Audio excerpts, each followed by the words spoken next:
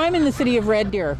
I believe that we're particularly vulnerable because of our location between Edmonton and Calgary. They get pushed out of one big city, and we're kind of the perfect location in between. I think it's also, we have to make sure that we have the right recreational facilities and alternatives for our youth so that they don't get involved in crime, and I think that that's really important. I think poverty. We don't like to think of ourselves as a city that has poverty. We do, and as a result of that, we have families living in poverty and kids having to look at alternative choices in terms of what they do. What can we do about it? Well, first of all, we can't address it just through policing. Just by putting more boots on the street isn't going to solve our crime. We need to look at a crime prevention model, which is what we're currently doing. A crime prevention model that will involve the entire community. We all have a role to play in crime prevention, and we've started that right now by bringing together a number of groups like cops, neighborhood watch and whatnot. We hope to build on that and make sure that we have a solid foundation that puts the onus on the community to help crime or to stop crime. Hi. I think some of the primary causes of crime in this city are drug abuse and broken homes. I think when young people don't have something constructive to do, they hang around and join gangs and other things, and they make some bad choices. So I think that's one of the primary drivers of crime. I think what we can do to try to help fix that would be to educate people in the home. Strong families build strong individuals.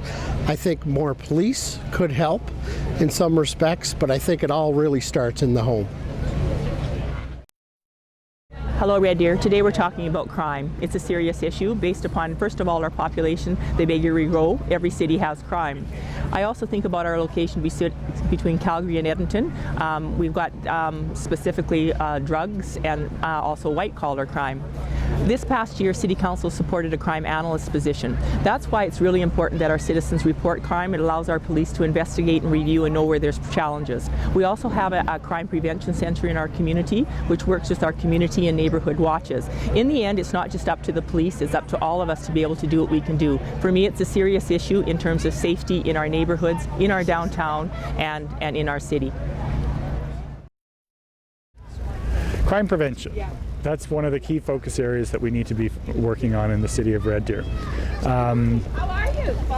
We have several things that are, I think, a cause of our crime issues in Red Deer. One of the main ones is that we are central in the province, and that causes a lot of drug trafficking to happen here. I'm particularly concerned about the highly addictive drugs that we have in this city, and I think that's having a huge influence on our community that is a problem.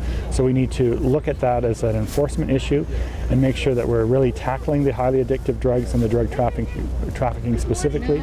And then also we need to look at crime prevention, because you can never take a single-pronged approach to any issue. You have to look at it from both ends. So both crime prevention and crime enforcement are issues that we need to work on here.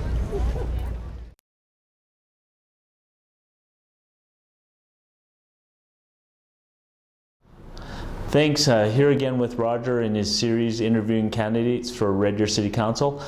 Today I'm addressing my perspective on crime and crime prevention in the community. For me, it's about looking at how Red Deer grows and our growth challenges.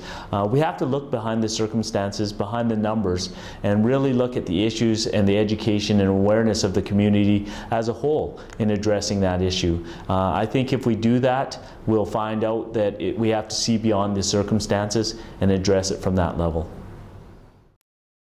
I believe that our crime rate is fairly high because of our central location, plus a lot of our workers in town has very high income, so they can purchase the drugs for prostitution and etc. The way to combat that, I believe, is we should enforce more rules by helping with the Crime Prevention Center, which we're trying to set up. It's set up now, but we hope to expand it. So, because crime prevention is everybody's business, so not just the police. Getting more police will help as well. I believe that we should have units just to address the downtown. So. Hi. So I've been asked about how I feel about crime and what I think some of the causes are. And when I sit back and I consider the causes of crime, I realize that there's a large group of people in Red Deer who are disenfranchised, who are marginalized. Those are single moms, those are people who come from out of town to work, who don't have access to transportation and can't get a job. They don't have access to adequate housing. So those people are, maybe some of them are marginalized and they're desperate, and I can relate to those people. I know what that would be like.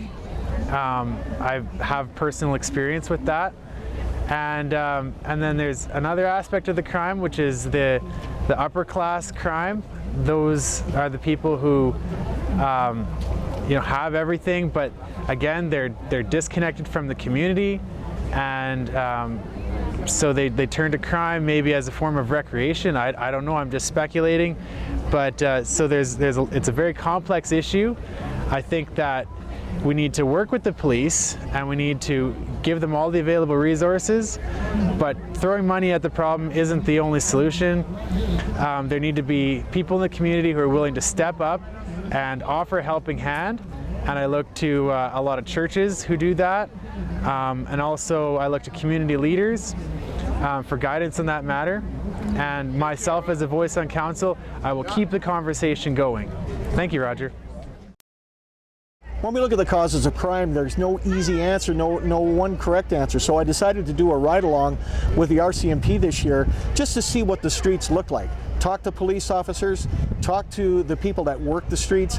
A large part of it is communities that need to be healthier. So part of my campaign has been work with the community associations, get them vibrant, get them plugged into their communities. That's really the key to crime prevention in our communities. Healthy, vibrant communities driven by good volunteers and people that are committed to doing something healthy in their communities. I hope that helps. I think one of the primary causes of crime in the community is the lack of safety net for some people who are falling through the cracks, and it becomes like, for them an act of out of desperation. They don't know where to turn, they don't know how to make it, and they don't know how to survive, so they resort to crime as a matter of survival. So as a community, we have to make sure that we do have the safety net in place for those who tend to fall through the crack, and address the issues that are around what causes people to resort to crime. Things like homelessness, mental health issues, addiction, and a lot has to be done in terms of education, prevention, and treatment, but not in isolation. Like, it's all connected, because if we only try to solve like homelessness, let's say, then we may be missing on issues that are around what causes that homelessness in the first place. And then so the more we're able to address the issues in series and connecting the dots together, I think the better we're able to make the community better and help the people who tend to fall through the cracks. Hello, once again, I'm down here at the Farmers Market, and the question about community safety and wellness has come on the agenda, and I'm a firm believer that we all have a part to play in that, to make our community safe, to make it welcoming for our children, for our seniors, for all residents. And through that, I had the opportunity to work with my own community association, where we actually take that seriously. We know our neighbors, we are involved, and so when there are things that happen that are unsettling to us, we can address it as a community. I think that if we take that out on a larger perspective in the city, that we all have a role to play, whether we're residents, whether we're members of the RCMP and crime prevention organizations, we can all be part of the solution. So let's talk about it and address it together.